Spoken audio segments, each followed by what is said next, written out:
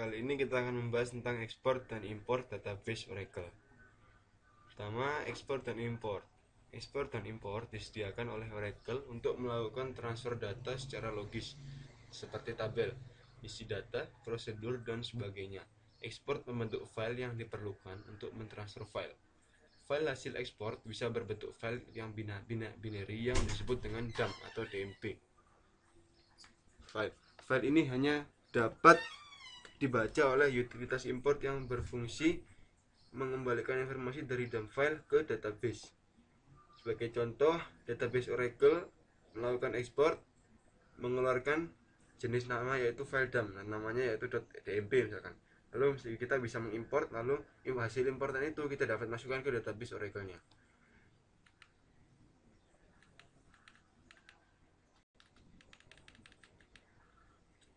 Lalu untuk cara ekspor, pertama, buka command prompt dengan mengetikkan cmd pada menu run di main menu window sehingga muncul window command prompt.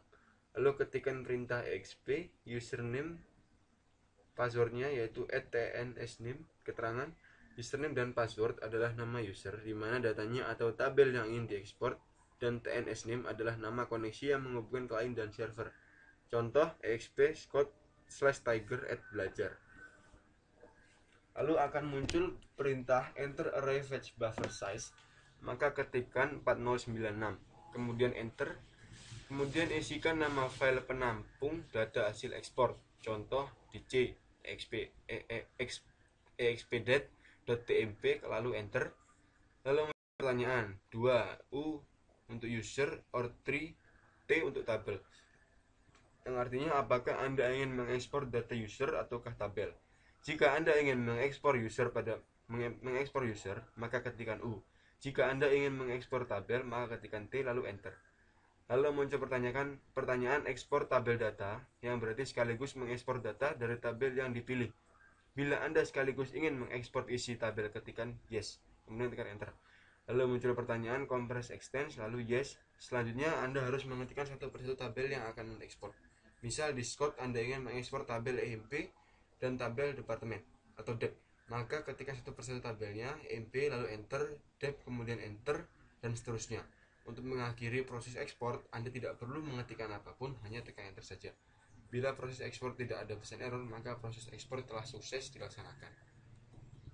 Lalu untuk cara import, sekilas hampir sama, yaitu buka command prompt, ketik cmd, lalu ketik perintah imp username/password tnsname.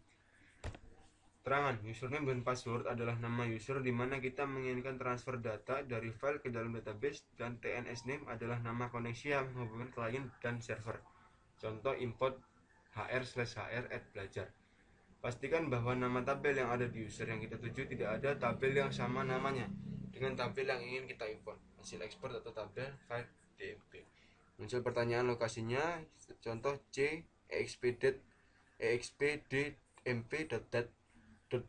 Muncul enter insert size buffer minimum 892, boleh isi buffer minimum, namun baiknya Anda mengisikan angka default yang dianjurkan yaitu 30.720. Kemudian tekan enter.